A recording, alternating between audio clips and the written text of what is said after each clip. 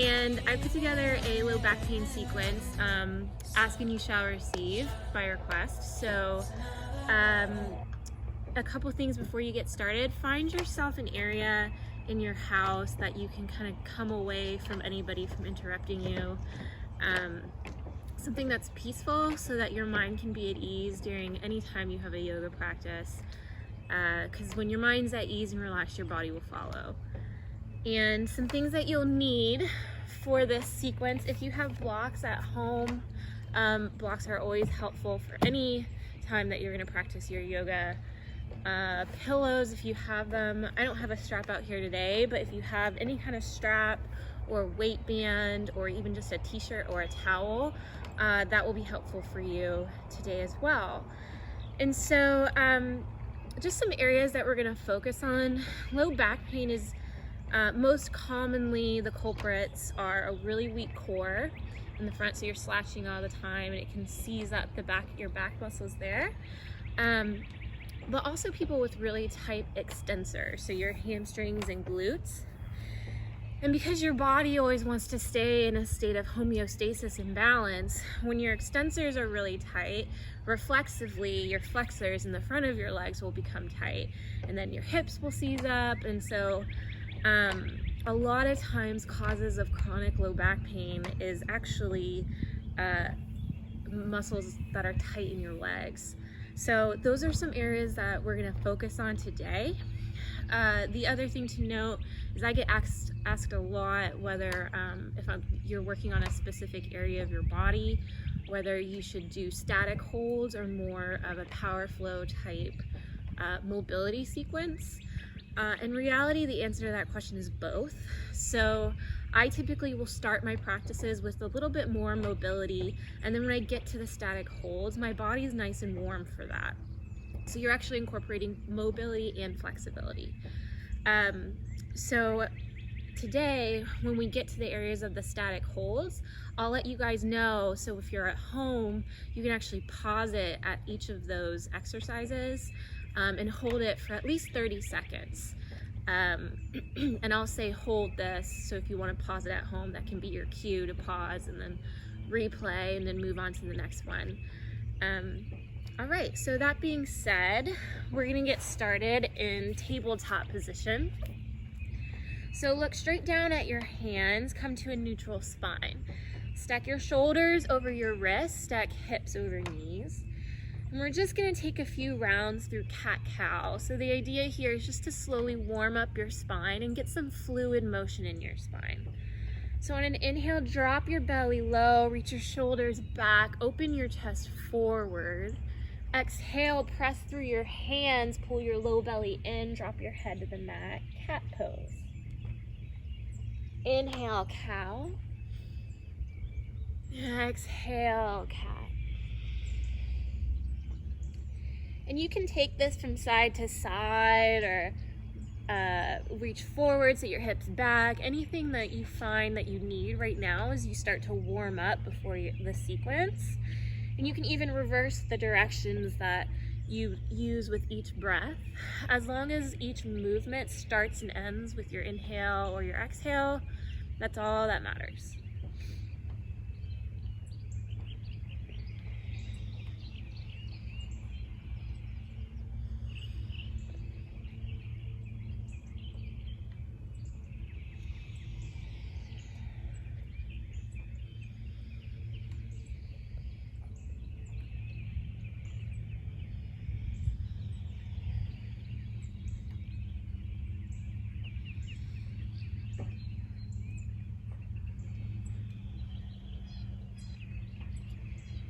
And finish whatever round you're on. Come to a neutral spine. Look straight down at your hands. You're going to get set up for downward facing dog. So down dog is great for building core strength, and it's also really great for stretching out the backs of your legs, your hamstrings, your calves, really everything. So you want to make sure you set it up the right way. So look straight down at your hands and spread your hands really wide on your mat. Try to cover as much surface area as possible. And press down through the webbing of each and every one of your fingers. Turn the eyes of your elbows forward. pull your belly in, engage your core. So pull your navel in and up. Tuck your toes behind you, and keeping that activation in your arms and your core, slowly start to lift your hips high into downward facing dog.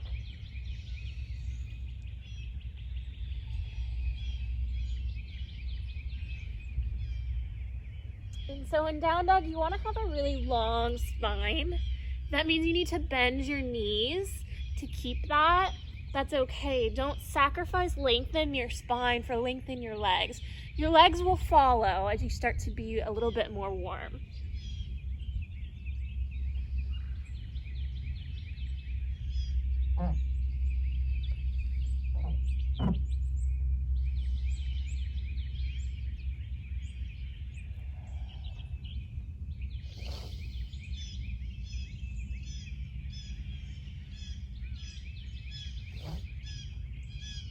So find stillness in your down dog, and we're gonna work just a little bit of core here.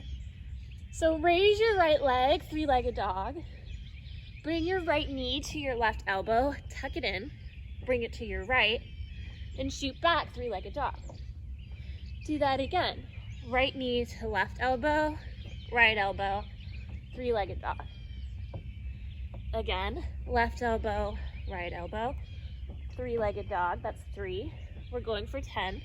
Left, right, three-legged, left, right, three-legged, that's 5. 6, 7, 8, 9,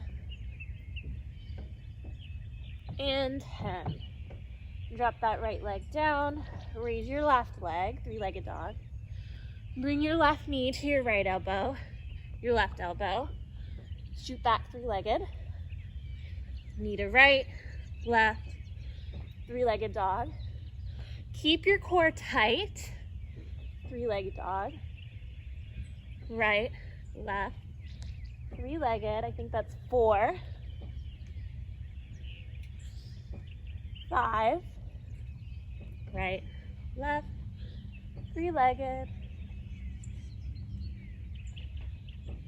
7, 8, 9, one more, 10. Drop that knee down to your mat. Find stillness in your down dog. We're going to do just a little bit of a sequence here. The goal is to match 1 breath per movement.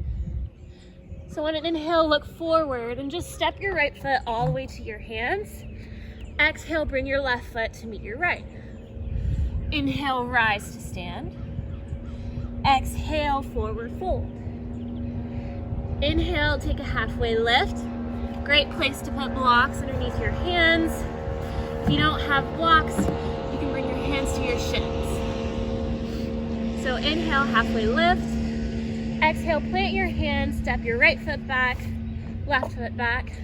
Lower to chaturanga. Inhale, upward facing dog. Exhale, downward facing dog. Look forward, breathe in, step your left foot forward. Exhale, your right foot to meet it. Inhale, rise. Exhale, forward fold. Inhale, halfway lift. Exhale, step your left foot back, step your right foot back. Lower halfway chaturanga. Modification, bring your knees to your mat. Keep your elbows in tight. Inhale, upward facing dog. Exhale, downward facing dog. We're gonna do 2 more times on each leg. Look forward, breathe in, step your right foot forward. Exhale, left. Inhale, rise to stand. Exhale, forward fold. Halfway lift, breathe in. Breathe out, step your right foot, left foot back, chaturanga. Inhale, upward facing. Exhale, downward facing dog. Step your left foot forward, breathe in. Breathe out, bring your right foot to meet it. Inhale, stand. Exhale, forward fold. Inhale, halfway lift. Exhale, left foot back, right foot back, chaturanga. Inhale, upward facing dog. Exhale, downward facing dog. Breathe in, step your right foot forward. Breathe out, bring your left foot forward.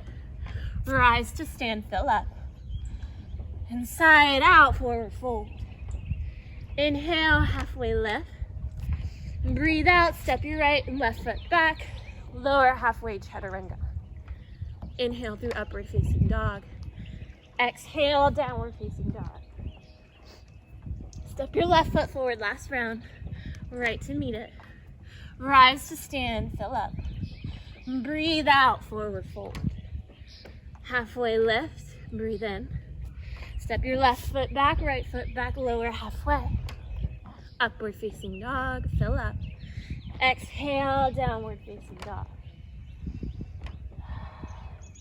3 breaths. Your down dog should start to feel a little bit more open now.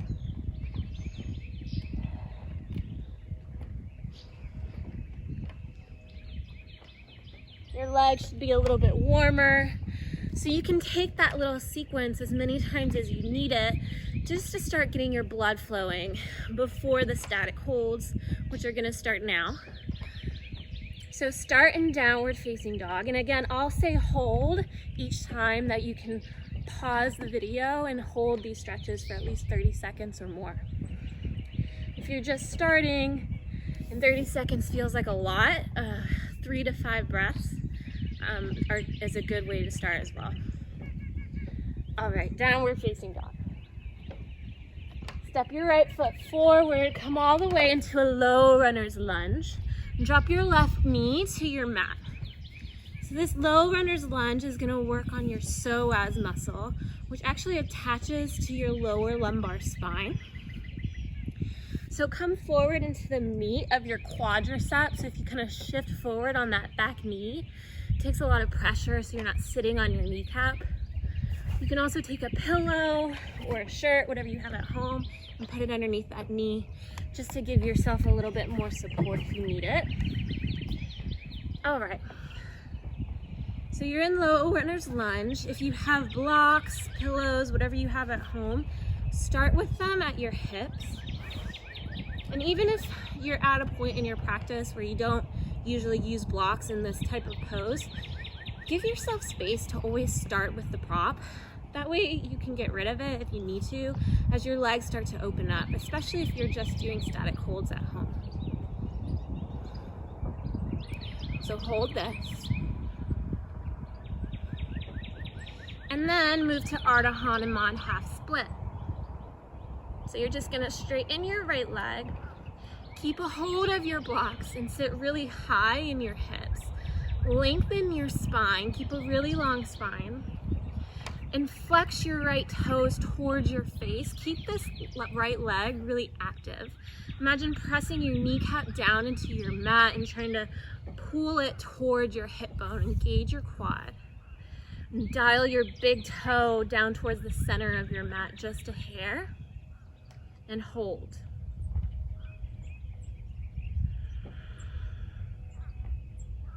And then shift forward. We're gonna take lizard pose. So walk your right foot to the outside of your right shoulder. Your right shoulder is gonna hug into your right knee. So start with your lizard pose lifted as you start to get warmed up in your hips. You can take a block underneath your hands. You can stay up on your hands. Again, use your props as liberally as you need. And hold. Then drop that back foot to the mat. Take your lizard to a relaxed position with your knee dropped instead of lifted, and hold here. And try to square your hips forward and hug your right knee into your right shoulder.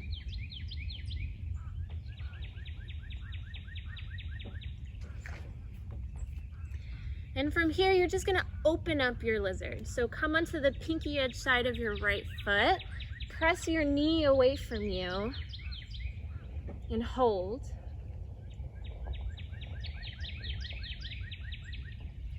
Come back to center.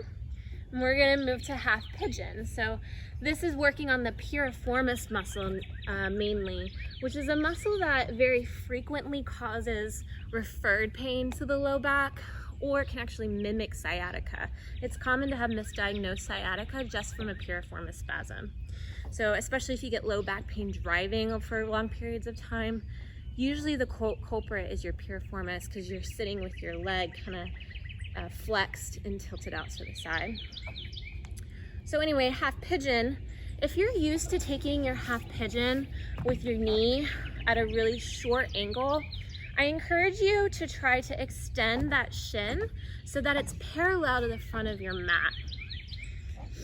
And so even if that means your butt comes a little bit off the ground, take a block underneath it and bring the ground closer to you.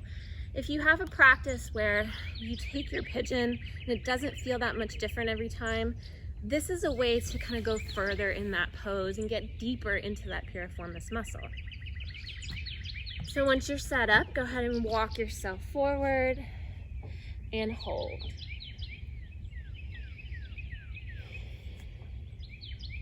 And walk yourself back up. And we're just gonna press that leg back to downward facing dog. Give it a little shake. Should feel a lot longer than your left right now. And then you're just gonna step your left foot forward into a low runner's lunge on the other side. So again, start off with blocks or anything you need to assist you. Slide forward onto the meat of your quadricep or put a pillow underneath that knee. This is the one pose where if your knee tracks over your toes, that's actually what you want. It's gonna deepen this stretch in your psoas muscle. But try to keep this active so you're actually trying to pull your left hip back and shift your right knee, your right hip forward. So my pelvis is actually really engaged here. And if you want to take this a little further as you start to get warmed up, you can actually incorporate a back bend.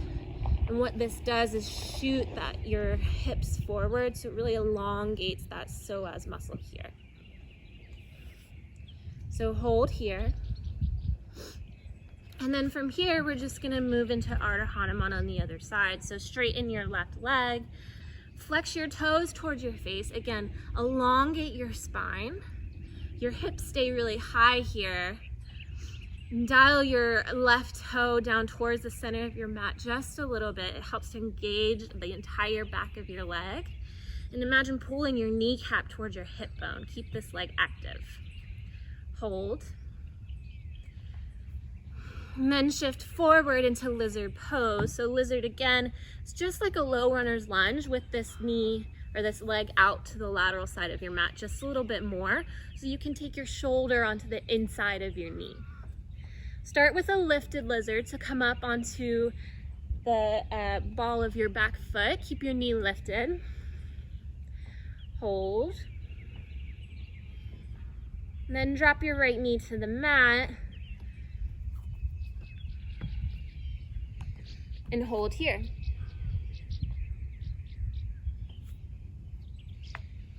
And from here, you can come onto the peaky edge side of your left foot. Open your lizard, so press your left knee away from you.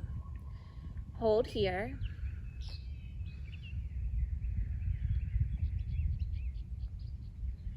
And then return to center, and we're gonna take half pigeon on the left. So again, the goal here is to have your shin parallel to the mat. If you're at a point in your practice where this angle is a little less than a 90-degree angle, and your glute is still lifted, then stay here.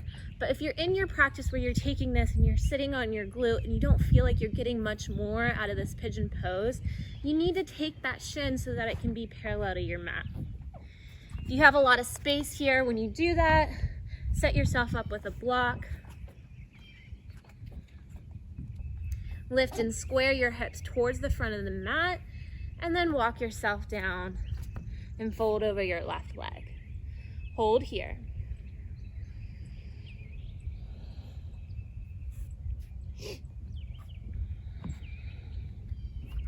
Rise and come back to center.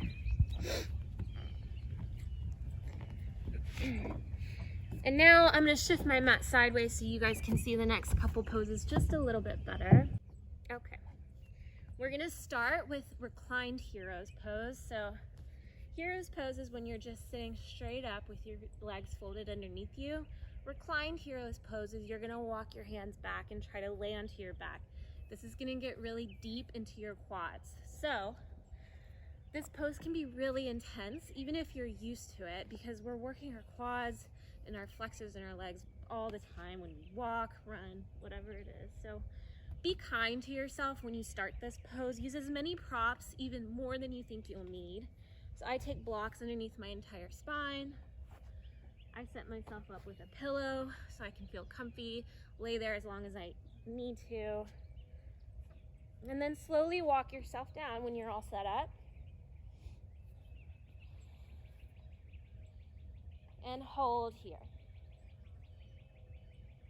And as you get deeper into this, and as you hold longer, you can start to remove your props as you need, but give yourself space, again, to start with more than you think you'll use. And slowly walk yourself back up. And we're gonna move into frog pose. So this is another one that can be really intense, especially in your gluteus maximus and the outer extensors of your hip bone. So frog pose, you're gonna take your knees out to the side. You wanna try to get your hips as much parallel out, your knees lateral, like in a straight line with your hips as possible. And take your leg about a 90-degree angle to your thigh, and you want your ankle flexed and active to protect those joints. I like to roll the corners of my mat here in this pose to give myself some support that way. You can also take blocks or pillows underneath your knees.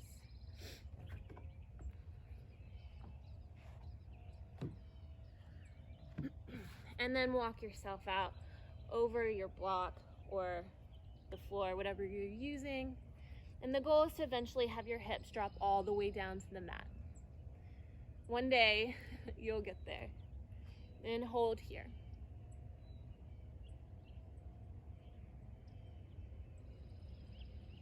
You want to come out of this very, very slowly.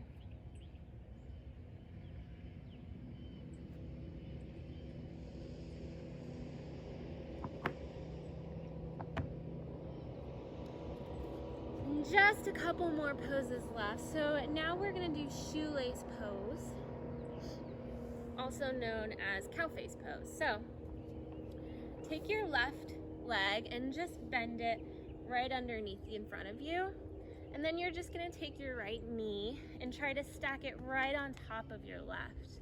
If this is a lot for you, take your pillow or a block underneath your sits bones, lift you up a little higher. If this is still a lot right here, because this is stretching your IT band and your tensor fascia lata, which is basically an extension of your IT band that attaches it to your hip. It stabilizes your knee, the opposite knee, when you're running or walking. Anyway, if that's a lot for you, you can take your knees a little bit further out to the side until you can get them stacked. So set yourself up, and then you're just gonna try to fold over your legs. Again, you can take blocks underneath your hands, whatever you need here, and hold. And then walk yourself back in, and you're just gonna switch legs. So your right leg comes onto the bottom, your left knee comes right back on top. Again, if you need a block underneath your sits bones, or you need to take your knees a little further away from each other, that's okay. And try to keep your ankles flexed to protect those joints, and then fold over your legs and hold.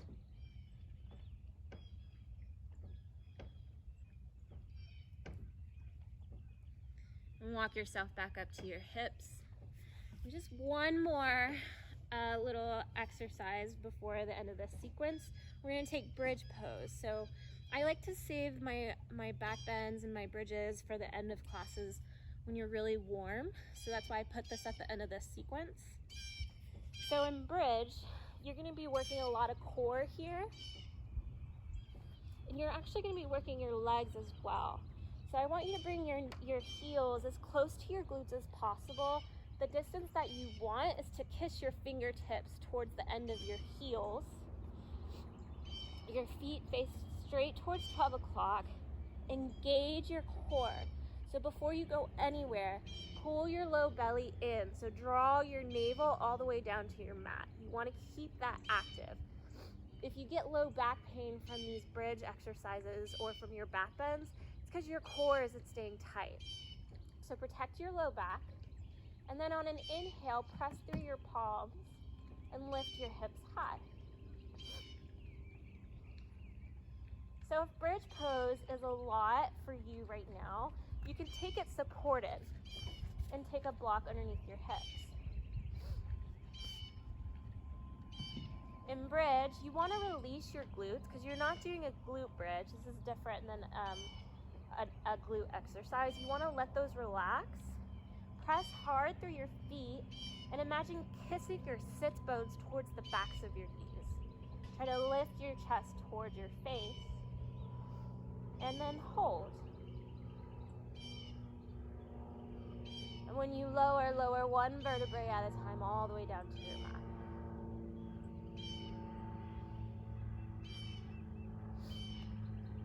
So I like to take at least 2 or 3 bridges in my sequence, just because you get a little bit warmer every time you get back into one. So that concludes the low back pain sequence. So again, any of those static holds towards the end, work on holding them for at least 3 to 5 breaths, then 30 seconds, then a minute. Make sure you do a little bit of a flow like the one I structured in the beginning of the class, just to get yourself mobile and active, get your legs a little bit warm before you start going right into stretching. I hope you guys liked it. We're gonna keep trying to come out with more videos for you guys.